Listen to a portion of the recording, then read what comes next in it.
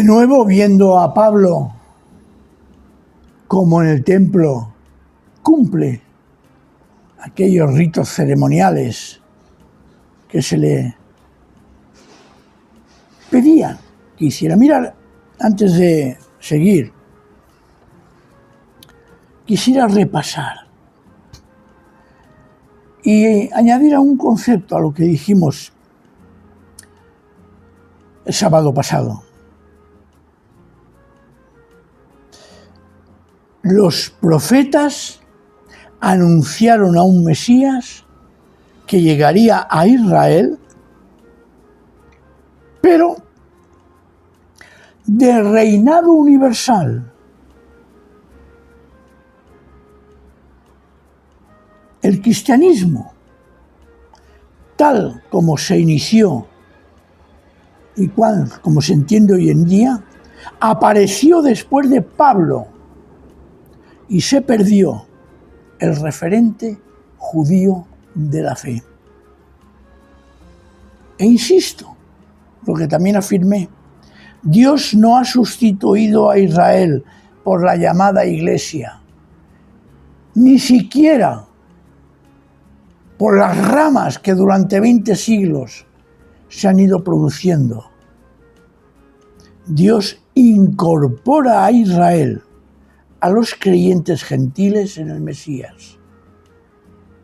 Dios incorpora a su pueblo, a aquellos que creen en Jesús. El anuncio es muy sencillo, tanto para judíos como para nosotros los gentiles. El Mesías que esperaba Israel ya ha llegado.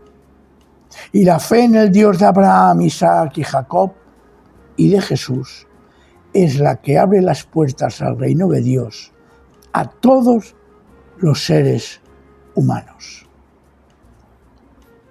Y para acabar, ese Mesías no hay que adaptarlo a los gentiles. Así que vimos a Pablo y a los hermanos que acudían al templo para cumplir el voto. Y en esa situación se produce una denuncia de unos legalistas acérrimos contra Pablo. Dice, cuando estaban a punto de cumplirse, estoy en Hechos 21, 27, cuando estaban a punto de cumplirse los 7 días, unos judíos de Asia vieron a Pablo en el templo. Seguramente eran judíos que estaban en las sinagogas que Pablo había visitado, que no habían aceptado a Jesús y que habían ido de peregrinaje a Jerusalén. Y dando voces dicen, israelitas, ayudadnos.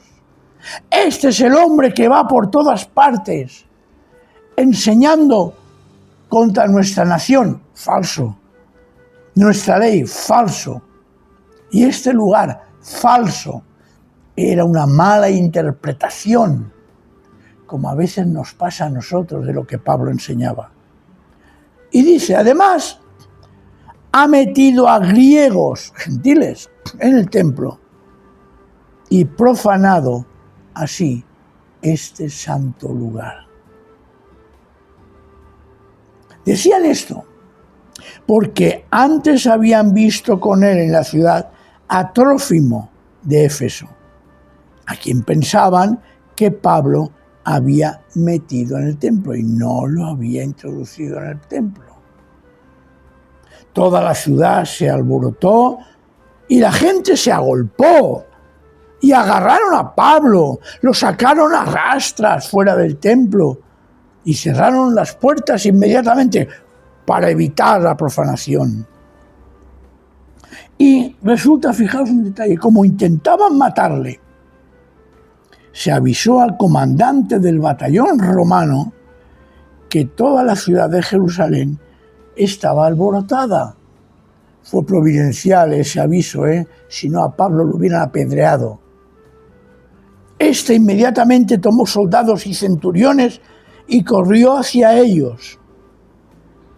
Cuando ellos vieron al comandante de los soldados, dejaron de golpear a Pablo. Imaginaos la situación. Y el comandante, habiéndose acercado, arrestó a Pablo. Menos mal que no hay mal que por bien no venga. Mandó atarle con 2 cadenas y le preguntó qué era y qué había hecho. Entre la multitud, unos gritaban una cosa y otros otra. Así que, como no podía entender nada con claridad a causa del alboroto, mandó el centurión que lo llevaran a la fortaleza. Al llegar a las gradas, los soldados le llevaron en volandas, así, debido a la violencia de la multitud, que venía detrás gritando: ¡mátalo! ¡Mátalo! ¡Mátalo! Pablo es arrestado por un motivo capcioso y malicioso. Los paganos no debían entrar en el templo bajo pena de muerte porque pensaban que atravesar la barrera del atrio, del patio exterior, contaminaba aquel lugar sagrado. Y la excusa ya se tenía para aquellos que rechazaban al grupo de los nazarenos. Se aseguró que unos griegos que se habían introducido en el templo, ahí automáticamente suena la alarma. Ellos pensaban que habían introducido griegos en el templo, y repito, no era así. Hemos oído, se cierran las puertas para evitar que Pablo, que era judío, pudiera introducir en aquel lugar algún gentil. Y entonces, ¿qué sucede? Van a lincharlo. Y en eso, como he dicho antes, intervienen los romanos. Y Pablo es salvado en el último momento. La situación tiene una extraordinaria lección. Jerusalén, o mejor dicho, el estamento religioso mal entendido, llevado por, sobre todo, saduceos, fariseos, evidentemente también estaba, pero no olvidemos que quien quieren que muera Jesús fueron los saduceos, porque Jesús estaba en contra del negocio que tenían ellos. Hoy en día no penséis que hay algo diferente. Pero ¿qué sucede? Jerusalén, el pueblo, rechaza el ofrecimiento del Evangelio. No por eso es rechazado, porque bien vemos Pablo que dice que precisamente al rechazar a Jesús, lo que se utiliza eso para provocar los celos del pueblo de Israel para que lleguen un día a conocer a Jesús como el Mesías. Ese pueblo que rechaza a Jesús es utilizado con doble intención. Por un lado, el Evangelio se expande por el mundo y por otro lado, los propios judíos son llamados a ser celosos, a tener envidia para que acepten a Jesús. Y así es anunciado el Evangelio a los gentiles. Y Israel es estimulada a través de esta situación a plantearse la fe en Jesús.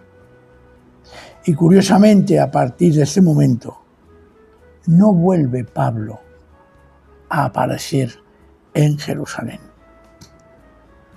Ante esa situación, el comandante romano que ha salvado a Pablo, lo encarcela y tampoco Pablo volverá a ser libre.